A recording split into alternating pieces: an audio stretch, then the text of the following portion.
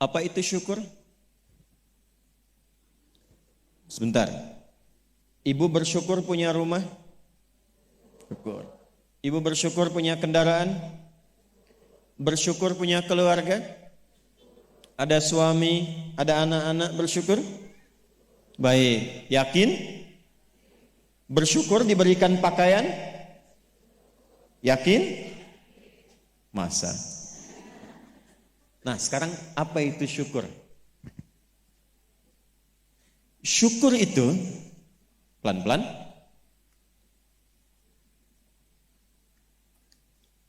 syukur itu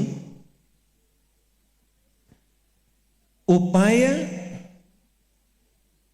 menggunakan semua nikmat yang Allah titipkan, upaya menggunakan semua nikmat yang Allah titipkan sesuai dengan apa yang Allah inginkan, sesuai dengan apa yang Allah inginkan dalam rangka mendekatkan diri kepada Allah Subhanahu wa taala. Contoh, ibu sekalian, maaf, anak itu titipan dari Allah atau bukan? Yakin? Sekarang pertanyaannya, ibu tahu nggak apa yang Allah inginkan dari anak yang dititipkan itu? Jadi apa? Anak yang saleh.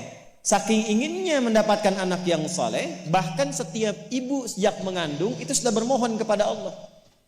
Itu ada di Quran surah ke-7 Al-A'raf di ayat 189 di ujung ayatnya. Ya, Quran surah 7 ayat 189. Falamma taghasyaha hamalat hamlan khafifa famarrat bih. Lihat ke ujung ayatnya. Falamma athqalat da'wallaha rabbahuma la in ataitana salihah lanakunanna minasyakirin.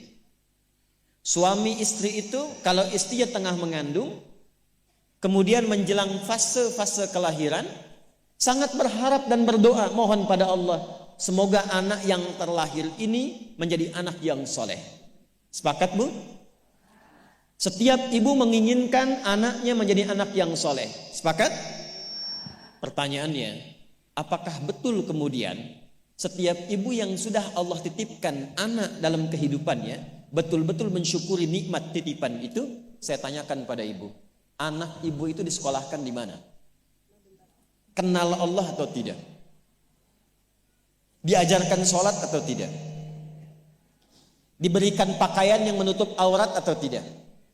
Perhatikan definisi syukur tadi. Menggunakan semua nikmat, upaya menggunakan semua nikmat sesuai dengan apa yang Allah inginkan. Ibu punya anak perempuan, katanya ibu syukuri diberikan itu. Sampai ibu bikin akikah, sampai undang tetangga, sampai selamatan. Tapi setelah dia bahkan menjelang balik, ibu kasih pakaian yang membuka auratnya. Itu bukan syukur namanya. Disekolahkan di tempat yang bahkan dia tidak mengenal Allah. Dikejar sampai di sininya nih. Nggak salah. Dilesin matematika, nggak salah, bagus. Les fisika, bagus.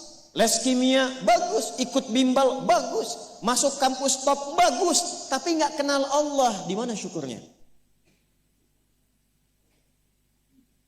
Satu, lihat pakaian yang selama ini Allah berikan kepada ibu sebagai titipan, dan itu akan dihisab.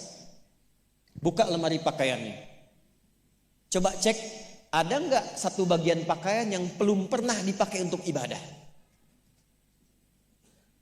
Coba lihat ketika beli tas mewah, sepatu baru, pakaian baru, sudah pernah dipakai ibadah belum? Jangan-jangan beli tas itu hanya untuk dipakai keundangan saja. Jadi ketika manusia mengundang, beli yang baru. Kenapa ketika Allah yang mengundang 5 kali dalam sehari, bahkan untuk memberikan solusi kehidupan, yang baru itu nggak pernah dipakai? Oh, kenapa pada diam? Satu, berasa ya? Satu. Jadi di titik ini, terkadang ada orang yang menuntut dari Allah kenyamanan hidup, ketenangan, kedamaian. Tapi ketika Allah memberikan apa yang diinginkan, tidak menggunakan nikmat itu yang membuat dia damai. Tidak menggunakan titipan itu yang membuat dia tenang dalam kehidupan.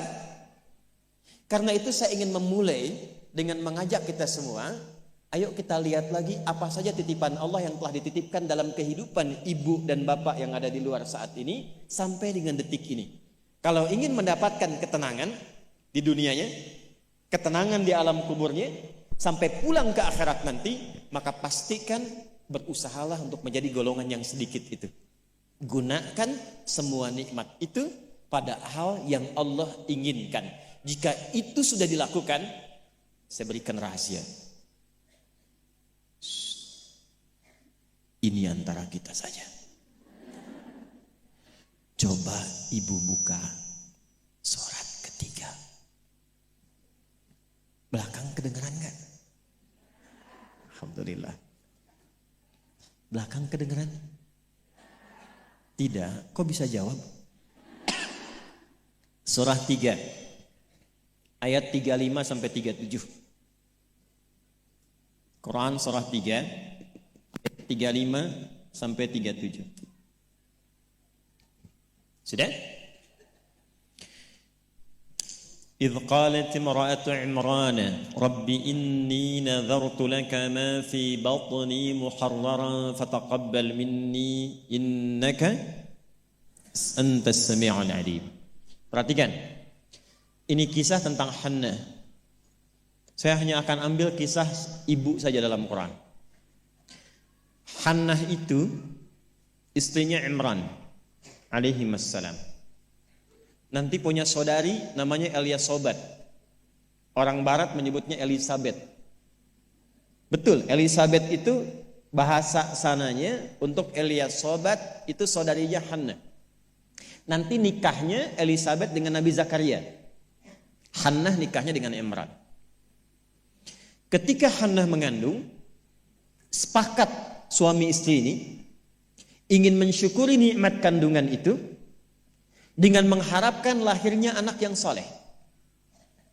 Maka apa yang terjadi? Untuk mendapatkan soleh itu maka dibuat persiapan. Ini hukum umum, Bu. Ibu kalau misalnya ingin memasukkan anaknya ke sekolah tertentu, kan disiapkan dulu ya dari awal. Ya, sekolahnya di mana, yang dibutuhkan apa, sebelum masuk udah siap-siap. Biayanya berapa, perlengkapannya apa, disiapkan jauh sebelum masuk. Begitu kan ya?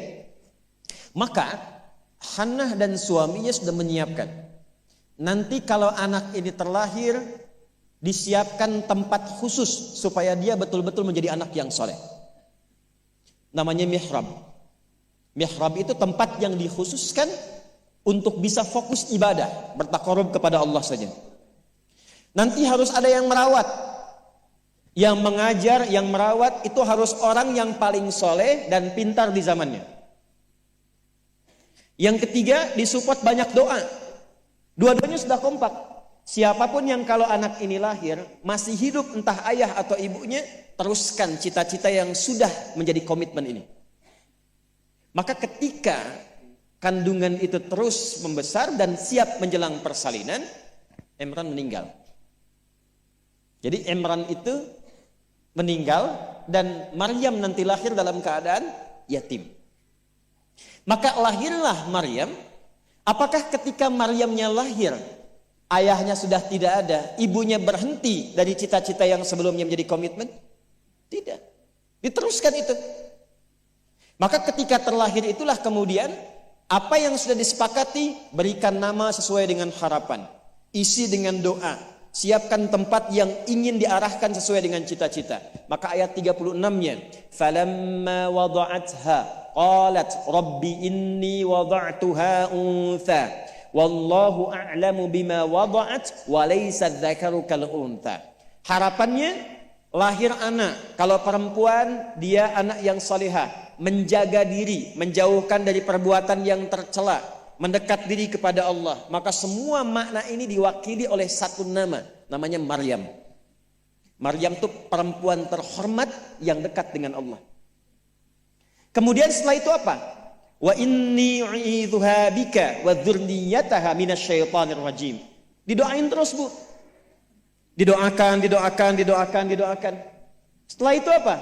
Dipilihkan sesuai amanat dan kesepakatan dengan suami, cari orang paling pintar dan paling soleh. Dulu banyak yang berebut. Singkatnya terpilihlah Nabi Zakaria alaihissalam. Setelah itu apa? Buatkan tempat yang mendukung anak ini menjadi soleh dan dekat dengan Allah. Maka dibuatkan mihrab. Apa yang terjadi? Ketika mihrabnya sudah siap, yang mendidiknya sudah siap, doanya mengalir, namanya sesuai dengan harapan, maka orang tua itu tidak sulit lagi untuk merawatnya. Setelah itu Allah yang berkenan memperhatikan sampai tumbuh dewasanya. Perhatikan ayat 37-nya. Fataqabbalaha rabbuha biqabulin hasanin wa ambataha nabatan hasana wa kaffalaha Zakaria. Satu, Zakariyanya ada. Kullama dakhala 'alaiha Zakaria al-mihrab. Dua. Wajada 'indaha rizqa. Qala ya Maryamu anna laki hadha? Qalat huwa min 'indillah. Innallaha yarzuqu man yasha' bighairi hisab. Jadi doanya sudah, namanya sudah, yang mendidiknya sudah, tempatnya sudah. Kalau itu 4 terpenuhi, kata Allah, kamu hei Hannah, gak usah lelah lagi merawat anakmu itu. Biarkan aku dengan kehendakku yang memudahkan semua perawatan anakmu sampai tumbuh dewasa.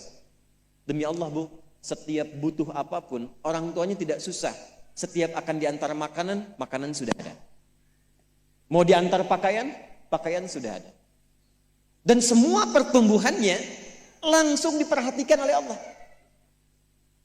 Jadi ketika syukur itu diterapkan dalam kehidupan, maka seorang hamba akan beralih dari hamba biasa statusnya menjadi hamba yang istimewa di hadapan Allah Subhanahu wa taala.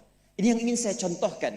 Bersyukur itu bukan hanya sekedar mengungkapkan alhamdulillah atas nikmat yang diperoleh, tapi ada peluang untuk menambah nikmat-nikmat lanjutan. Ini ayat ini yang menginspirasi al-Imam Asy-Syafi'i. Imam Ahmad bin Hanbal. Tidak banyak orang tahu Imam Syafi'i itu single parent Bu ibunya. Imam Ahmad bin Hanbal itu single parent. Jadi begitu dititipkan anak laki-laki Imam Ahmad, bapaknya meninggal, ibunya yang gendong sana sini. Musim dingin, dimasakin air. Kan belum ada water heater waktu itu. Dimasakin Bu, malam-malam, diwuduin pakai air hangat.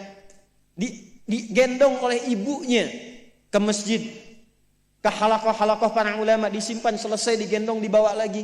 Apa yang terjadi? Ketika semua nikmat dititipkan anak itu disyukuri sesuai dengan apa yang Allah kehendaki, jadilah Imam Ahmad.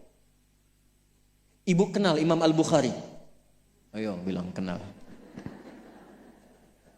Ini juga sama, single parent. Bahkan lebih dahsyat lagi, Imam Al-Bukhari itu saat lahir ayahnya meninggal, usia 2 tahun matanya buta. Dan dokter mengatakan pada masa itu ini buta permanen, gak akan sembuh. Apa yang menjadikan kemudian matanya sembuh sampai jadi orang paling hebat di zamannya dan melahirkan karya besar Sahih Al-Bukhari. Wa qalilun min ibadiyasy syakur. Ibunya. Jadi betul-betul mensyukuri nikmat diberikan seorang anak, dititipkan seorang anak. Jadi nggak pernah lihat Bu. Jangan lihat kata orang ini anak si fulan, misalnya si fulana ini kurang begini, anak si fulana autis, anak si fulana begini, nggak ada. Nggak ada satu anak pun terlahir yang tidak punya keistimewaan, itu tidak ada. Tanamkan pada hati yang paling dalam. Dalam kondisi apapun Allah menitipkan anak pada ibu, itu ada keistimewaan di dalamnya yang menyempurnakan kebahagiaan dalam rumah tangga. Pernah ada seorang ibu sedih karena begitu terlahir anaknya divonis lumpuh otak, cerebral palsy, lumpuh otak. Saya katakan, hei, belum tentu itu jadi kekurangan. Boleh jadi Allah titipkan satu kelebihan di balik anak itu yang belum terbuka sekarang. Coba bacain Quran terus. Dibacakan Quran, bacain Quran, bacain Quran. Begitu anak itu mulai bisa bicara, yang keluar Quran. Begitu dicek oleh seorang ustadz, ternyata anak itu sudah hafal Quran 30 juz. 30 juz. Dan barakah anak itu yang kemudian membawa si ibu jadi keliling-keliling. Haji, umrah, ke satu tempat yang tidak pernah dikunjungi sebelumnya. bertemu dengan orang hebat yang tidak pernah dibayangkan sebelumnya. Ternyata lewat wasilah anak itu. Disyukur itu membahagiakan. Itulah syukur. Syukur itu dampaknya banyak, Bu. Dia nggak akan tertinggal, dunia dapat, akhirat juga diraih.